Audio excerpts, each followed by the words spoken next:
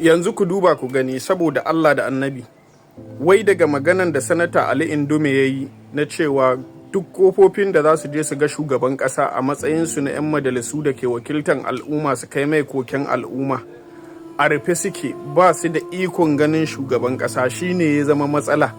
Da wai har yau gashi a majalisa an zauna an cire shi a mukamin shi na mai tsawatarwa majalisa. Sannan jam'iyyar APC tana cewa lalle sai dai ya tandar resignation ya rubuta ya bar jam'iyyar APC.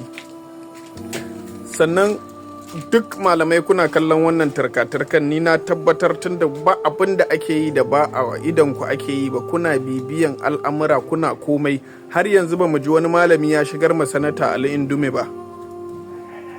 Kun yi ca akan matasa saboda matasa sun fito sun ce za su yi zanga-zanga. Zanga-zangan nan fa a demokuraɗiyya halal ne, kuma demokuraɗiyya muke yi a Najeriya. Amma duba irin wannan cin kashin da shugabanni ke yi, amma kun yi ja baki, kun yi gum, kun yi shiru. Anya kuna tsoron Allah kuwa? Da yawan malaman da ke ihu akan wannan zanga-zangan wallahi ba don Allah suke yi ba. Sannan wasu suna juya abin ma akan daga tashi zanga-zanga suna mai da shi yaƙi ko faɗa. Kamar yadda Kabiru Gombe ke faɗi cewa matasa za su ɗauki makamai su kashe juna. Waye ya ce zai kashe wani? Zanga-zanga aka ce za a yi ta lumana. Ku ji tsoron Allah, ku yi adalci, ku faɗi abin da mutum ya faɗi daidai gwargwado. Ku sani duk abin da kai wallahi Allah zai tada kai gobe kiyama ka bada ba'asi a kan shi. Yanzu me ya laifin sanata Ali Ndume?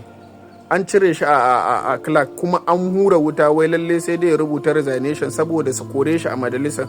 Yana rubuta resign za su kai shi kotu su ce tunda ya fita ne a jam'iyyar, kuma a jam'iyyarsu ya ci kujeran, don haka sai ya ba su kujeran sun kawo ɗan jam'iyyarsu.